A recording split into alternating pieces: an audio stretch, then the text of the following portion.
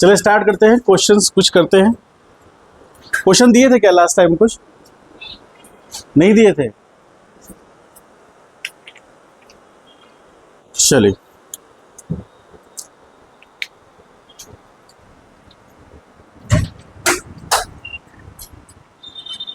एक ब्लॉक है आइस का जिसका मास दिया हुआ है 100 ग्राम, ठीक है। और क्या क्या इंफॉर्मेशन दिया है? इनिशियली उसका टेम्परेचर -20 डिग्री सेंटीग्रेड है, ठीक है। उसके बाद कह रहा है कि इसको कन्वर्ट करना है किसमें?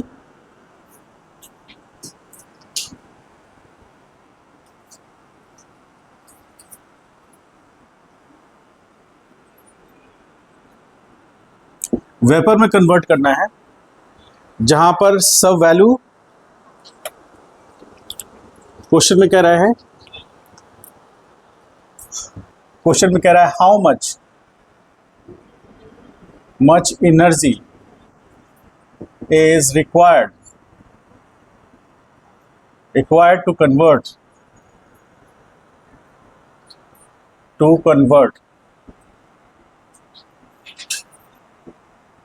Word ice into vapour,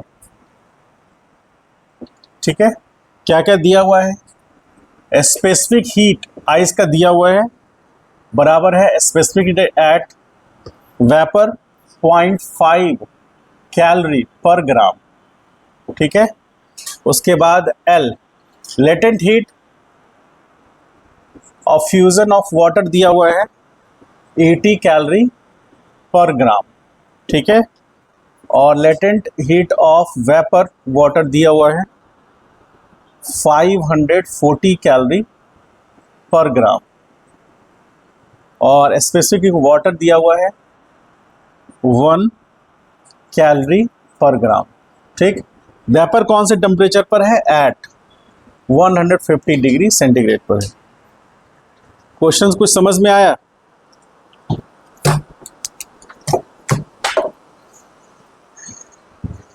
solid से लिक्विड में जाने के लिए हमें क्या देना होगा? अमाउंट ऑफ हीट देना होगा। हीट, ये प्रोसेस मेल्टिंग होगा, ठीक है।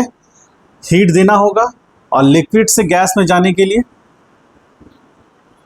फिर से गैस हीट देना होगा, क्यू। और ये क्या कहलाएगा?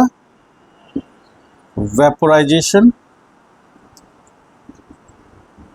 और यदि गैस से हमें लिक्विड मिलाना है तो कंडेंसेशन होगा। और यहां से हीट क्या होगा? बोलिए, रिलीज होगा। फिर लिक्विड से सॉलिड में जाने के लिए फ्रीजिंग। और यहां भी हीट रिलीज होगा, ठीक है। क्वेश्चन में क्या कह रहा है कि एक आइस है जिसका मास कितना दिया हुआ है? 100 ग्राम, ठीक है। आइस वाटर है, मास 100 ग्राम है, इनिशियल टेम्परेचर उसका कितना है? -20 डिग्री सेंटीग्रेड। इसको कन्वर्ट किस में करना है? वेपर, मास तो वही रहेगा, वेपर में कन्वर्ट करना है जिसका टेम्परेचर कितना रहेगा? 150 डिग्री। इसमें क्या क्या दिया हुआ है? स्पेसिफिक हीट ऑफ आइस दिया हुआ है और स्पेसिफिक हीट ऑफ वेपर दिया हुआ है। साथ साथ क्या दिया हुआ है? Specific heat of specific heat कर रहे हैं, लेटेंट हीट ऑफ फ्यूजन किसका? वाटर का। उसके बाद latent heat of vaporisation water का और स्पेसिफिक हीट ऑफ वाटर का दिया हुआ है। इसके लेकर के हम लोग आगे बढ़ना है। आप हमको एक चीज ये बताइए कि जब सॉलिड आइस है वो 0 डिग्री पे जाएगा तो हम क्या ले सकते हैं? बोलिए। तो हम पहले ले रहे हैं सॉलिड आइस, जो कि आइस, तो हम क्या लेंगे? मास। स्पेसिफिक हीट कौन सा लेंगे? आइस का लेंगे इनटू डेल्टा टी। तो टी फाइनल कितना होगा? 0। या फिर हम इसको अमाउंट ऑफ हीट लें तो कितना रिक्वायर्ड होगा? टी फाइनल कितना होगा? 0 और +20 होगा, प्लस ये किसका निकला, ये आइस का 0 डिग्री पर जाने पर निकला, मतलब इतना अमाउंट ऑफ हीट चाहिए होगा जो आइस को 0 डिग्री पे ले आएगा -20 डिग्री से। ठीक है, अब 20 डिग्री पे आने पर latent heat of fusion start होगा और उसके साथ साथ टेम्परेचर में क्या चेंजेस आएगा, कुछ नहीं, मास कितना होगा 100 ग्राम। ठीक है, अब आइस जो है वो वाटर लिक्विड में कन्वर्ट होने के लिए तैयार है, कितने डिग्री पर, 0 पर, प्लस उसके बाद ध्यान से देखिए, अब 0 डिग्री से हमको 100 डिग्री सेंटीग्रेड ले जाना है, तो उसके लिए मास, स्पेसिफिक हीट ऑफ वाटर और टेम्परेचर डिफरेंस कितना, 100 माइनस 0। ठीक है, अब उसके बाद वो वेपर में कन्वर्ट होगा, तो plus latent heat of vaporisation into mass कितना है 100 ग्राम होगा, और फिर plus mass specific heat at vaporisation, और वो हो जाएगा 150 माइनस 100। ये कहानी समझ में आई, ये टोटल अमाउंट ऑफ हीट हो जाएगा, क्या समझ में आ रहा है। आइए तो सॉल्यूशन इसका निकालते हैं। मास कितना है 100 इनटू कितना दिया हुआ है 0.5, 1/2 और into 20 plus latent heat of fusion किसका, वाटर का, सॉरी आइस का ना, आइस का दिया हुआ है, हाँ ठीक है 80 होगा, तो यहां आ गया 80 इंटू 100 प्लस 100 इंटू, अब ये क्या होगा, सबका मास कॉमन ले लें क्या, बोलिए m कॉमन लें तो कितना आएगा, स्पेसिफिक हीट ऑफ आइस कितना है 1/2 इंटू 20 प्लस ये कितना आएगा 80 इंटू कुछ नहीं इंटू 1 करेंगे, प्लस यहाँ पर वाटर का स्पेसिफिक हीट कितना दिया हुआ है 1 और इंटू हो जाएगा 100 प्लस वेपराइजेशन का 540 और इंटू कुछ नहीं प्लस यहाँ पर कितना आएगा SV 1/2 और इंटू कितना 50 मल्टीप्लाई करके यहाँ पर 100 इंटू ये आएगा 10, तो हो गया 90 प्लस 100 प्लस ये आ जाएगा 25, तो 540 प्लस 25, तो कितना आ गया 100 प्लस कितना ऐड कीजिए सबको, कितना आएगा बताइए, बोलिए 640 730 7, ठीक है ये ठीक, तो आगे कितना है 75500 जूल, जूल में आंसर आएगा थोड़ी ना, किस में आएगा कैलोरी में आएगा, तो 75500 कैलोरी को 4.2 से मल्टीप्लाई करेंगे कितना आएगा जूल में कन्वर्ट करने के लिए, करिए जस्ट करके बताइए, सॉल्व करिए।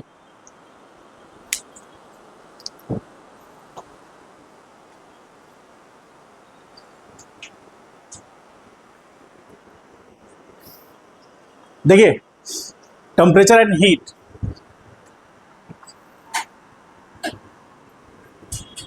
इस ग्राफ में यहां पर मान लीजिए कि हीट है, हीट हम डेल्टा क्यू दे रहे हैं, ये एक्सिस पर हम लोग टेम्परेचर ले रहे हैं, डिग्री सेंटीग्रेड में लेते हैं, केल्विन में ले सकते हैं, कोई इशू नहीं।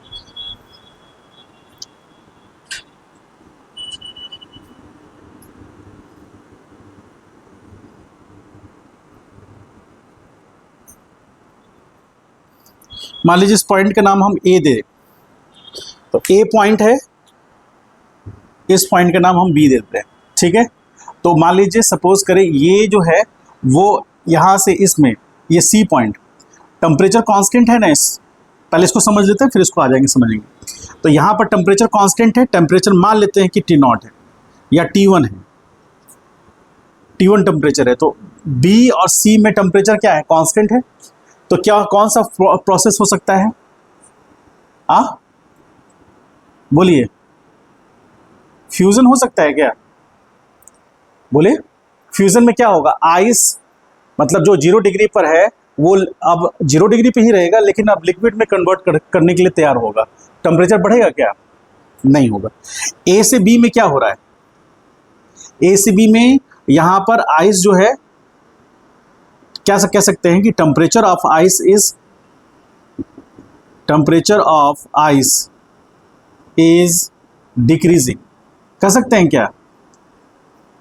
और ये कौन सा स्टेट है, सॉलिड। फ्यूजन हुआ, यहां फ्यूजन में क्या होगा, हीट सिस्टम को दिया जाएगा, अरे दिया जाएगा, हीट दिया जाएगा, और इसी को क्या बोलेंगे, लेटेंट हीट ऑफ फ्यूजन बोलेंगे, ठीक है। सी पॉइंट पे पहुंच गए, सी पॉइंट से टेम्परेचर बढ़ेगा, ये लिक्विड फेज है, लिक्विड फेज में है। तो ये लिक्विड फेज में हीट जो दे रहे हैं, मतलब जो यहां पर हीट यूज हो रहा है वो क्या टेम्परेचर राइज करने में यूज हो रहा है। तो यहां Q बराबर क्या होगा, M S डेल्टा T होगा, और यहां क्या होगा, L M इंटू L होगा, और फ्यूजन होगा, ठीक। अब C से D पॉइंट पे आ गए, D पॉइंट, क्या आपको लगता है टेम्परेचर कितना होगा, यदि हम वाटर के लिए चले तो बोलिए, वाटर के लिए 100 होगा, जनरल के लिए लिख रहे हैं तो T2 होगा, T2 is equal to 100 degree centigrade होगा फॉर वाटर, होगा, ठीक है। अब यहां D पॉइंट पे आ गए, D पॉइंट से E पॉइंट, तो D से E में क्या होगा,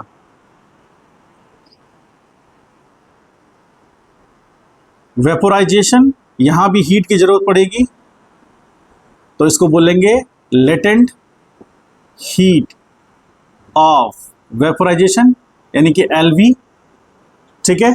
यहां भी डेल्टा Q हीट की जरूरत पड़ेगी, और वो कितना होगा, MLV होगा, ठीक है। इसके बाद प्योर वेपर हो जाएगा, F पॉइंट, ये वेपर स्टेट होगा, जहां पर डेल्टा Q बराबर क्या होगा, MSV इंटू डेल्टा T, ठीक है। तो ये हीट वर्सेस टेम्परेचर, ये टेम्परेचर वर्सेस हीट का ग्राफ है, और आप खुद देख रहे हैं कि हीट तो जैसे B पॉइंट पर जो अमाउंट ऑफ हीट है और C पॉइंट पर जो अमाउंट ऑफ हीट है, यही डेल्टा Q है, बराबर क्या है, MLF है, होगा, ठीक। और यहां पर यहां डेल्टा Q बराबर क्या होगा, MLV होगा, ले सकते हैं ऐसे। तो ये हो गया इसके लिए। अब सेकंड नंबर पे आते हैं, एक ग्राफ और है जो हम लोग को पढ़ना चाहिए। इस एक्सिस पर मान लीजिए हम टाइम लेते हैं, टाइम कभी रुक नहीं सकता, सेकंड में लेते हैं, और यहां टेम्परेचर लेते हैं डिग्री सेंटीग्रेड में। तो सिचुएशन क्या होना चाहिए, मान लीजिए 0 टाइम से हम लेते हैं,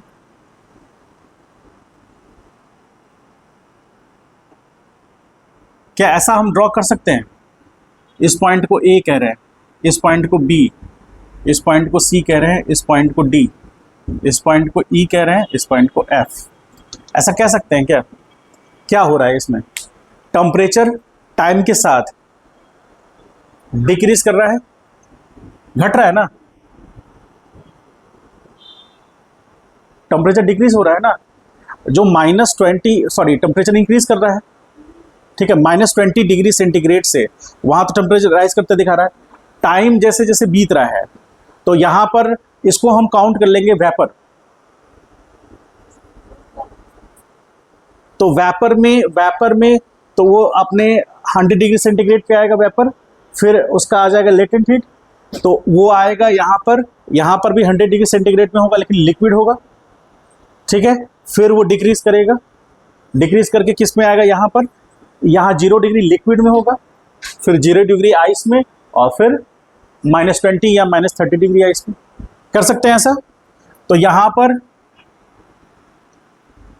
वेपर स्टेट, और यहां पर कौन सा यूज होगा, यह होगा S V M, S V delta T होगा, और डेल्टा टी को हम एलोबरेट करें तो T B minus T A होगा, और T A T B minus T A ये रिप्रेजेंट कर रहा है कि हीट रिलीज होगा। नहीं समझ में आया? T B minus T A ये बात शो कर रहा है कि हीट रिलीज होगा। क्यों? क्योंकि T B minus T A positive value होगा कि नेगेटिव वैल्यू होगा?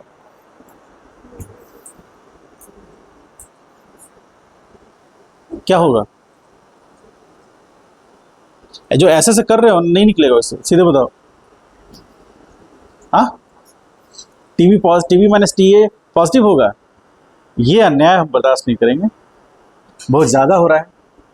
ये क्या चीज एक्सेस है? ये कौन कैसे नेगेटिव होगा?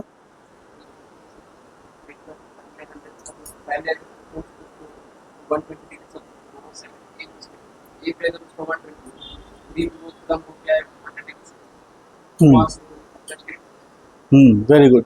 तो बी पॉइंट पर उसका टेम्परेचर कितना होगा और ए पॉइंट पर कितना होगा? हाँ, तो नेगेटिव वैल्यू आएगा। नेगेटिव, अब हीट ट्रांसफर नेगेटिव है, इसका मीनिंग क्या हुआ? रिलीज हुआ। जब सिस्टम रिलीज करेगा हीट, तो सिस्टम हीट मतलब नेगेटिव है तो मतलब सिस्टम हीट रिलीज किया, पॉजिटिव है मतलब सिस्टम को हीट मिला, तो सिस्टम हीट रिलीज कर रहा है ना इस केस में, तो ये नेगेटिव वैल्यू तो ये बता रहा है। ठीक है, तो अब यहाँ पर यहाँ डेल्टा क्यू होगा। अब यहाँ पर बी से सी में क्या होगा? हम जो भी अमाउंट ऑफ हीट देंगे, वेपर स्टेट है, तो यहाँ पर होगा क्या लिखेंगे? यहाँ वेपोराइजेशन, यदि यहाँ पर हो रहा है तो कंडेंसेशन लिखेंगे। कंडेंसेशन में क्या होगा? हीट रिलीज होगा।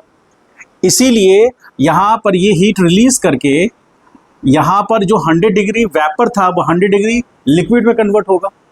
ठीक है, डेल्टा क्यू हीट रिलीज होगा। ठीक, अब आइए सी से डी में। सी से डी में क्या होगा? लिक्विड स्टेट होगा क्या? लिक्विड स्टेट, और यहां पर फिर से क्या होगा? इसको कौन सा बोलेंगे? यदि कोई वेपर लिक्विड में कन्वर्ट हो रहा है तो यहां पर तो इसको कंडेंसेशन बोलेंगे क्या?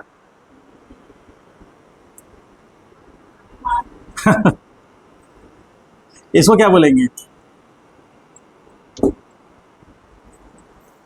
ठीक है, कंडेंसेशन मतलब वेपर का लिक्विड में कन्वर्ट होना। जैसे मान लीजिए एक बर्तन में आप पानी गर्म कर रहे हैं, उसको ढक दिए, ढकने से क्या होगा कि जो स्टीम था वो उस पर जाकर के बूंदे बन जाएंगे, मतलब कंडेंस हो जाएगा। कंडेंसेशन प्रोसेस होता है वेपर का लिक्विड में कन्वर्ट होना, तो जो कि हमारा सी से डी में हो रहा है। तो बी से सी में क्या हो रहा है? फेस चेंज हो रहा है। हाँ, फेस चेंज किसमें कन्वर्शन आ रहा है?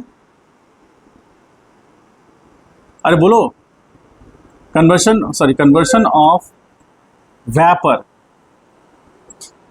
इन, क्या हुआ? आगे आना है तो क्या दिक्कत है तुमको? बोलो। ठीक है, जो लिख रहे हैं वो सही लिख रहे हैं या उसका विरोध करना चाहते हो? बोलो।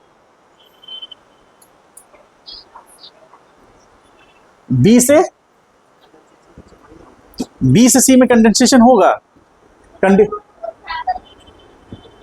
तो फेस चेंज हो रहा है ना, फेस चेंज हो रहा है ना, बोलिए। ठीक है, बी से सी हम आप ही लोग से पूछ रहे हैं। बी से सी को हम मान लेते हैं कि कंडेंसेशन हुआ, तो सी से डी में क्या होगा? हाँ, कूलिंग होगा। बोलिए, बताओ क्या होना चाहिए? मान लीजिए 100 डिग्री सेंटीग्रेड पर कोई लिक्विड है और वो आ जाता है 0 डिग्री सेंटीग्रेड पर लिक्विड, वही तो हमारा सी से डी में होगा कि नहीं होगा? तो यदि कोई लिक्विड 100 डिग्री सेंटीग्रेड पर है और वो आ जा रहा है 0 डिग्री सेंटीग्रेड पर, तो लिक्विड तो फेज तो वही रहा। ठीक है, सही कह रही है, फेज तो वही रहा, लेकिन उसको हम कंडेंसेशन तब नहीं कहेंगे जो कि फेज वही रहा, तो कंडेंसेशन कैसे कहेंगे उसको? हाँ, तो कंडेंसेशन तो यही होगा। ठीक है, और सी से डी में क्या होगा? कूलिंग होगा। ठीक है, अच्छा आगे डी से ई में क्या होगा? फ्रीजिंग होगा। होगा, और फ्रीजिंग होगा फेज चेंज करेगा। ठीक है, उसको ठीक कर देते हैं। फ्रीजिंग होगा तो फेज चेंज होगा, तो हम यहां पर ऐसे लिख सकते हैं, देखिए यहां लिखेंगे कंडेंसेशन, कंडेंसेशन और फेज चेंज। ठीक है, यहां होगा कूलिंग, कूलिंग, और यहां पर टेम्परेचर जो है वो डिक्रीज करेगा, यहां पर आ जाएगा फ्रीजिंग, फ्रीजिंग, और यहां पर फेज चेंज होगा, और यहां पर क्या आएगा, डी ई से एफ में क्या होगा,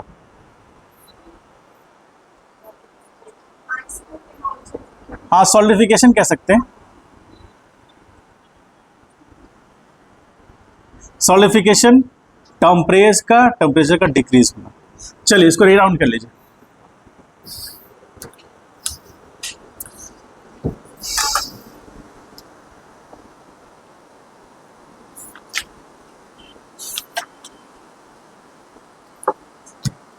अब सब ठीक है,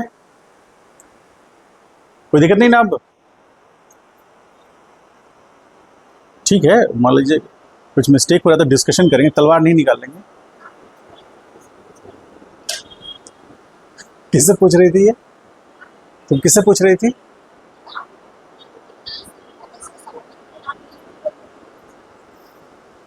ठीक है, आप सही है ना?